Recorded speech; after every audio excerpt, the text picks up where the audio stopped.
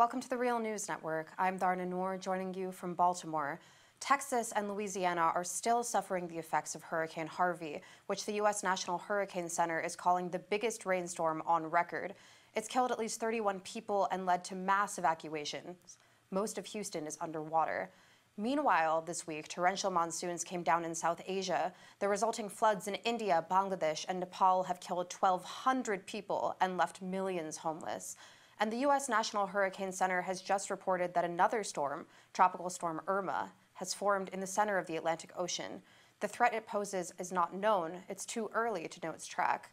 So we're joined to talk about all this today by Christian Parenti. Christian is Associate Professor of Economics at John Jay College at the City University of New York. His most recent book is Tropic of Chaos, Climate Change, and the New Geography of Violence. His latest article appears in the latest issue of Jacobin. Thanks so much for joining us today, Christian.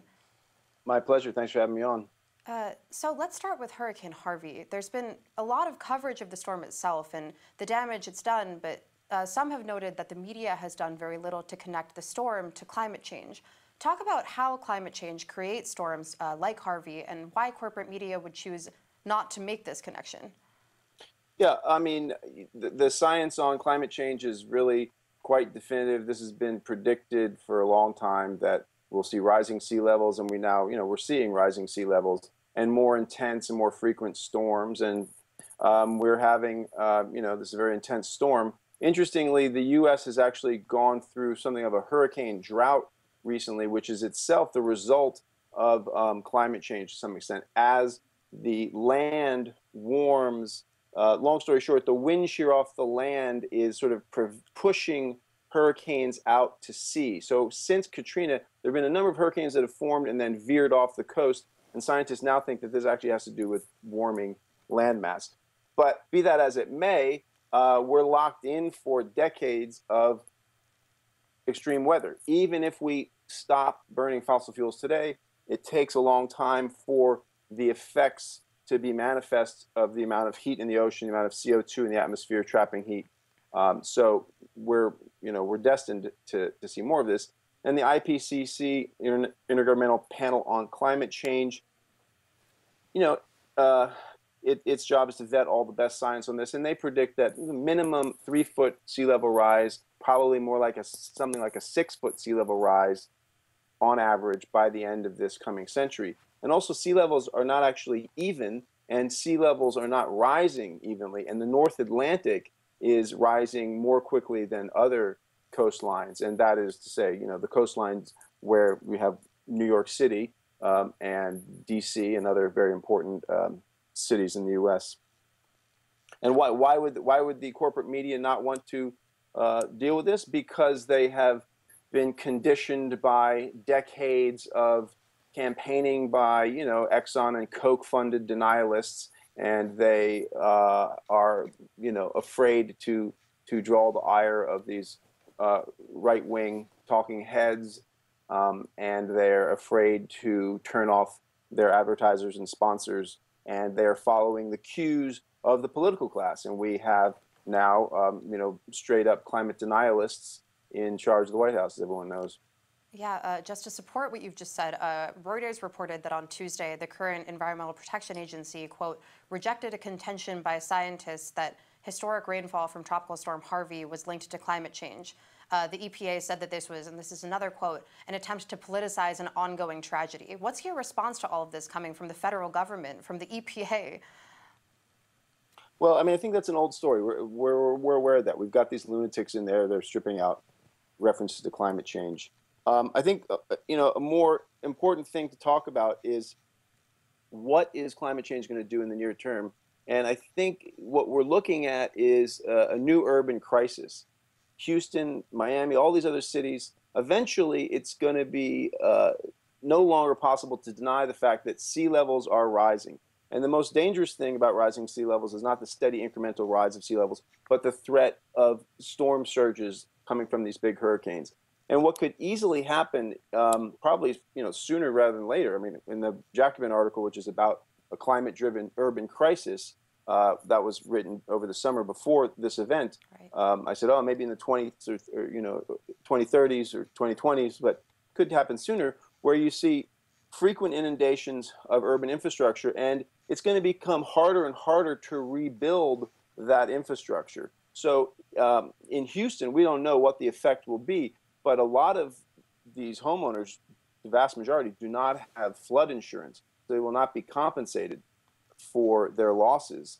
The federal government will probably step in, but what happens if there are 3 or 4 or 5 cities dealing with this? At some point, the federal government might not be able to continually subsidizing the rebuilding process, and the rebuilding process is what maintains property values and faith in the persistence of property values. And so what you have on the coast is this weird situation where lots of different parties are hostage to property values. You have homeowners who don't want to say that they are leaving and selling because of rising sea levels. You have cities that are trying to plan for rising sea levels, but they can't actually say that too much publicly for fear of creating a stampede out of local real estate and collapsing the real estate values. And the cities need the real estate as a tax base. So there's this like a perfect storm of kind of inaction, because there are immediate consequences for property owners and for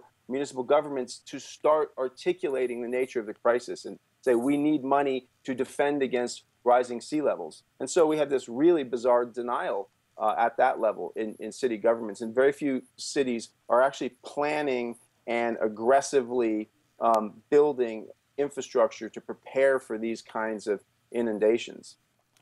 Scientists warned of Hurricane Harvey's arrival before it hit, a long time before it hit. And this isn't the first time that Mumbai has seen catastrophic flooding. In 2005, floods there killed over 500 people. In your new article in Jacobin, you predicted a climate-driven urban crisis. These floods have brought Mumbai, India's financial capital, to a halt. Schools have closed. People were stuck in their offices overnight. The airport had to send flights to other cities. And then back here in Houston, Houston's not only the U.S.'s 4th most populous city, it's also the center of the U.S.'s energy industry. It's where the nation's largest refining and petrochemical complex is located, and it's home to dozens of Fortune 500 companies. Will the fact that these storms have hit major economic sources have any impact on their lasting effects? It's hard to say. I mean, I think that what's going to happen is that local elites and national elites, at least in this country, are going to double down on climate denial because they're hostage to these property values. So, everyone in Houston is probably going to, just put on a happy face and try and squeeze as much money as possible out of the federal government and pretend like they can carry on unperturbed. But eventually, that will become impossible, and you will see an evacuation from these pretty important coastal cities and the collapse of their real estate values. And the other thing, long term, going several decades into this century, thinking about rising sea levels, coastal cities are crucial choke points and connective nodes for the world economy. And all of this could be dealt with if there was proper planning and if the horizons for action were, far enough in advance. But this kind of denial and then reaction to crises means we're probably, going to look at situations where crucial ports like Bayonne, New Jersey, or whatever, get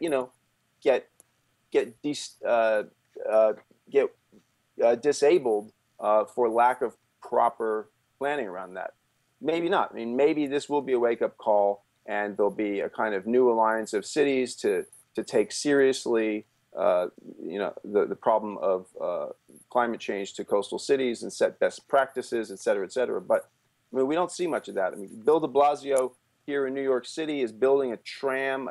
I forget how much it is. It's like over $1 billion on the Brooklyn waterfront, and this is about gentrifying. It's a public subsidy to gentrification. The Brooklyn waterfront is full of warehouses that are being turned into luxury housing or replaced by high rises. And instead of building proper seawalls and perhaps even retreating from the coast and returning certain coastal areas to be wetlands to break storm surges, which would involve buying out homeowners and all sorts of investments to sort of rewild, to create a kind of eco buffer around the city. Instead of doing that, we're investing money in this fantasy that the coast is going to be unperturbed.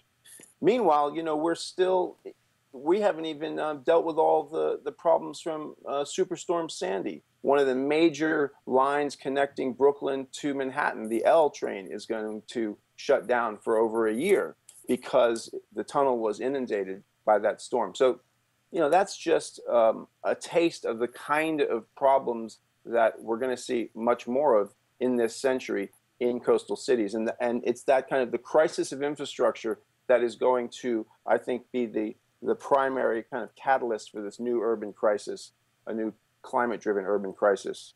And in Sandy, of course, the people who are most affected and are still most affected are disproportionately low-income people, people of color. Now in Houston, petrochemical sites are polluting the air, and the people who live near those sites are disproportionately low-income people again, people of color. Talk about this trend globally. What parts of the world have been most affected by climate change and extreme weather, and what will happen to people who are the most vulnerable if this crisis continues, or when this crisis continues?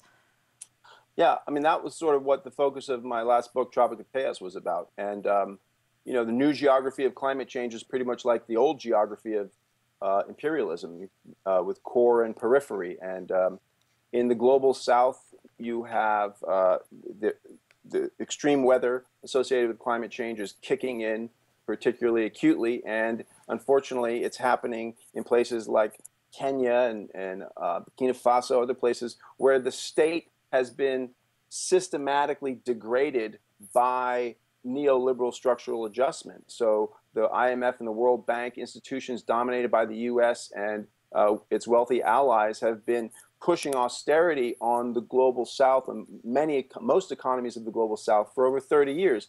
And that has left the governments in the states that are on the front line of this change even more incapable of dealing and affording to plan and affording to invest. So what you see are people having to adapt freestyle on their own, and often that takes the form of ethnic, religious, millenarian violence.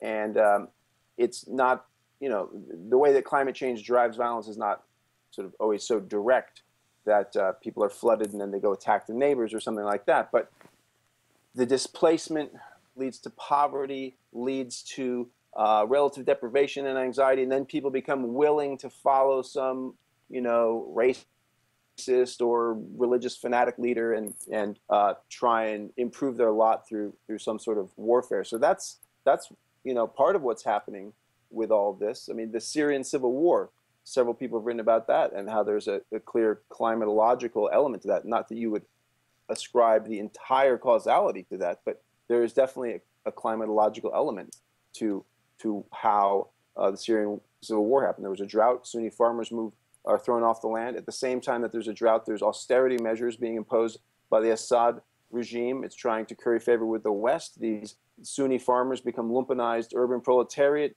and then they rebel in the name of religion against this Alawite elites. But you can see underneath it, there's this element of an environmental crisis that's pushing it as well.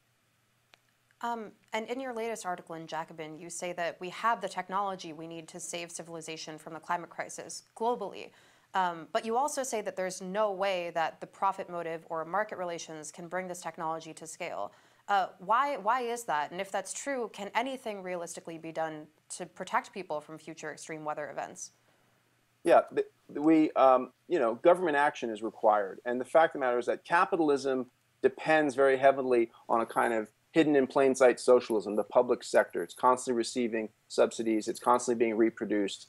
No society has ever been what Karl Polanyi described as a market society, where really everything was governed according to the laws of the market. But we're in denial about the importance of the public sector. So if the public sectors throughout the world took action, we could deal with this. Some of the key technology that I think people should know about is that in Iceland they've created a way of what's called enhanced weathering. They have created a way to turn in under 2 years CO2, carbon dioxide, as a critical gas into essentially limestone. So the problem with CO2 sequestering has always been, how do you prevent it? It's a poisonous, odorless gas. How do you prevent it from leaking out? So, this is a pretty incredible technology. It involves basically an acidic mixture of water with CO2 pumped into it, forced down into basalt rock formations. Basalt rock is like one of the most common forms of rock on Earth. So we have actually, the technology exists to start stripping CO2 out of the atmosphere much faster than just planting trees could do. We can actually store it safely. We have solar, commercial scale solar, wind. We have electrical grids. We have electric vehicles. It's not like all of this stuff has to be invented. Even here in the United States, we actually have the laws we need. The the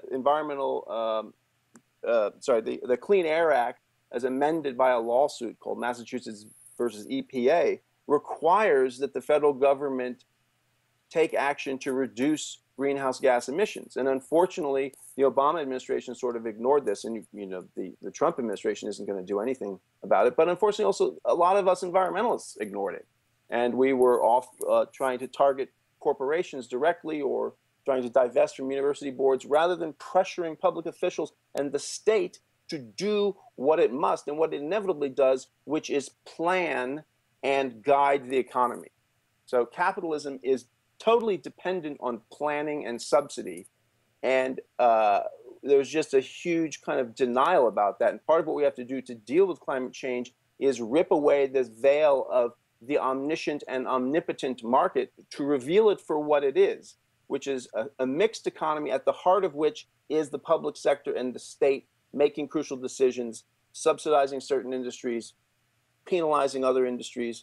And we need to take control of these mechanisms of policy and use this institution, this technology, to accept the fact that we are an environment-making species. We are currently remaking our environment unconsciously, unwittingly, allowing the profit motives of corporations, particularly fossil fuel corporations, to drive how we make the environment. But we have the ability to actually make a livable environment for ourselves. But we need to overcome fear of technology. We can't see it as a panacea, and we need to be honest about what the role of the state is. We need to be honest about the need for short-term reforms and think about how that fits into long-term social change. We can't just wait for long-term social change. We can't just say, well, under socialism, everything will be better, because that's maybe not always the case. I'm a socialist. I support socialism, but I will also be the first to admit that we have plenty of examples of socialist economies that have failed to decarbonize.